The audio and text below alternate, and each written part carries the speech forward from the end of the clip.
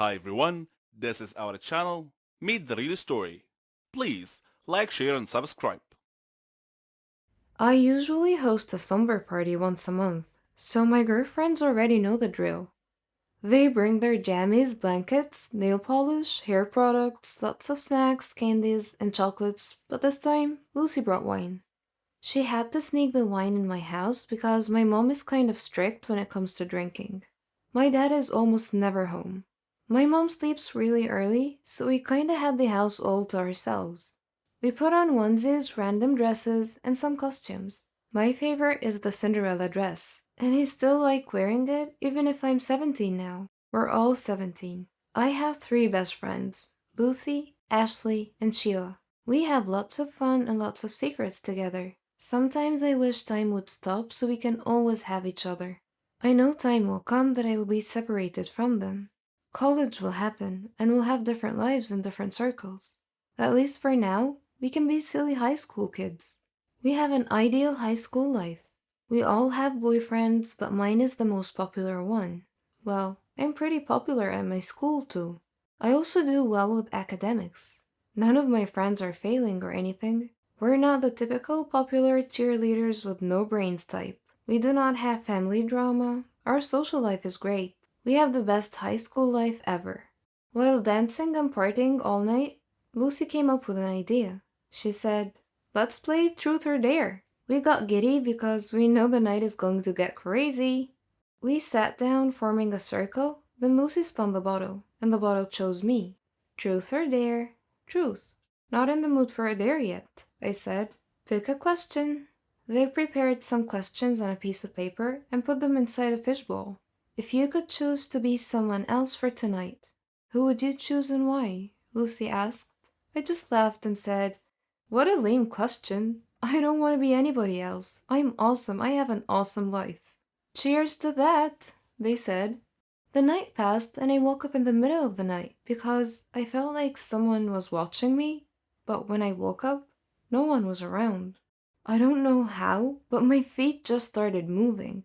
I walked like I was trying to follow something or someone. My gut feelings are trying to bring me somewhere. Then, in the middle of the darkness in our backyard, I swear I heard footsteps. I felt a sting on my left shoulder. Something poked my shoulder. I removed it. I guess it's a tranquilizer? And then I passed out. From here on, listen carefully because I guarantee you're going to love this story. It's like a movie, and I cannot believe that this thick plot is actually my life. I tried putting together the stories that happened while I was gone, and someone else was being me. I know it sounds complicated, but before I proceed, do not forget to subscribe and hit the bell button for notifications. So here it goes. Someone tranquilized me, and I instantly fell asleep. By the way, my name is Nancy. You have met my friends, and I'm sure you'd like to know who drugged me and what the motive is. Meet Patricia. At first, I had no idea why she looked exactly like I do. I thought I was dreaming. Before passing out, I asked her who she was. She told me that her name is Nancy. She was obviously messing with me. Then she told me that her name is Patricia, and that she is my twin, and she would love to be Nancy instead. What? I did not believe her because I don't have a twin sister. My mom and dad would never keep any secrets from me. Or would they? She said that she was kept by our parents in a mental institution a couple of hours away from our town, ever since we were 3. I just realized that I have no recollection of any kind of memories when I was only 3 years old. At first, I thought, wow, is this really happening? I just think I watched too much TV. But this is reality. How did it happen? Let me tell you how it happened. Well, at first, she tranquilized me while I was asleep. I think she had other people with her who dragged me into a pickup, covered my mouth, tied me up, and blindfolded me. And then they brought me into a dark basement, I think. I'm not sure, because when I woke up, everything was just a blur. I only saw her face. I thought I was looking in the mirror. She told me everything that I needed to know. Well, her version of the story. I was shocked. But I would like to know my mom and dad's version of the story as well. Patricia told me that they got her locked up in a mental institution with special care. My mom did not like the idea, but eventually agreed when Patricia looked at her and said, "Daddy's next." I got the chills, but she never told me the reason why she ended up in the mental institution. She has been following me ever since we were 14 years old. One of the security staff has got a crush on her, so she's able to go in and out when no one is looking. She wants me dead because she would like to replace me and have my awesome life. She said she would take revenge on mom and dad for depriving her of having a life like I do. It got me worried, but she made me powerless. For the second time, she injected me again, so I passed out. Next thing I remember, I'm in a dark room with just a bed, a pillow, and a blanket. This must be her room. I'm locked inside the mental institution, just like in the movies. She managed to make my friends believe that she is me. She's clever. They went shopping, they partied, and they did not even realize that something was wrong. She must really be pulling it off. Even my parents and my boyfriend are not suspecting a thing. But our prom is almost here. Me and my friends are all excited for it. But I think I have to give up the dream of going since I'm locked up in here. I just miss my friends, I miss my parents, I miss my boyfriend, and I miss my life. It hurts me that I've been missing for a while, and they didn't even notice or feel that it's Patricia and not me. She's just a stranger to them. After 1 week, I made friends with the security staff. They kept on asking why I was so kind and polite to all of them. I tried to tell them the truth, but they just made me drink some medicine because they thought I was hallucinating. Then a surprise happened. My parents visited me. I mean, they visited Patricia? I don't know. When I saw them, I gave them a hug. "I miss you. I'm so glad you're okay. Are you guys hurt or anything?" My mom answered, "Honey, why would we be hurt?" I know my mom would believe me. My dad's judgment is not always the best. "Mom, this is me, Nancy. She switched us. She tied me up and she hurt me." And then my dad interrupted. "Enough, Patricia." "Dad, I am Nancy." I said enough.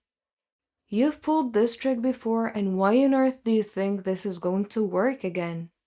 I pleaded so hard, but my dad threatened that they would leave if I still insist. So I just cried. I love my dad, but he's never around, so no wonder we don't have a great relationship. I wonder if he even knows when my birthday is. I mean, our birthday. But then again, I don't want to judge him. I know he's just trying to be tough. But I looked at my mom. I can see in her eyes that she truly feels sorry for me, whether she thinks I'm Nancy or Patricia. "Honey, I know things haven't been great, but a promise is a promise." "A promise?" "Yes, we will not break our promise, which is when your doctor says you're ready to go, we will bring you back home." I cried and I had a meltdown. I just couldn't help it. "Mom, I am Nancy. Please believe me, please." My dad ordered the staff to drag me out of their sight, but when they tried to grab me by my arms, I resisted, so my shirt got torn apart, bearing my shoulders. My parents saw this, and they were shocked. My mom pointed on my left shoulder. Well, I had this weird birthmark on my left shoulder. Maybe they recognized it. My mom looked at my dad and said, "She is Nancy." My dad told the staff to leave us alone to talk. He gave me a hug and said, "I'm sorry. How did this happen? Why are you here? When did you meet your twin sister?" My mom said. I told them how Patricia executed her plan, but I asked them how they knew it was me. They looked at each other. My dad gave my mom a slight nod as if saying it's time to let me know. "When you were 3, I left you and Patricia upstairs to play. When I got back, I saw you on the floor with a pencil stabbed on your left shoulder. We saw Patricia holding a hammer, and your head was also bleeding, which resulted in loss of your memories. We thought you were dead." My mom did not finish the story. She started crying while leaning on my dad's chest. My dad continued, "The doctors said that if we wasted just a couple of seconds more, you might not be with us. And he let out a sigh. I have an uncle with the same situation as Patricia. The genes must have passed on to her.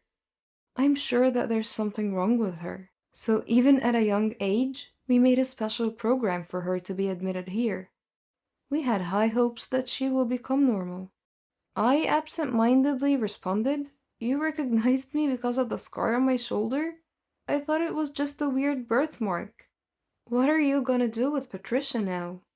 Mom and Dad went home and proceeded to my room right away. Patricia didn't know that my parents are aware of what happened. They gave her a hug. My parents apologized to her.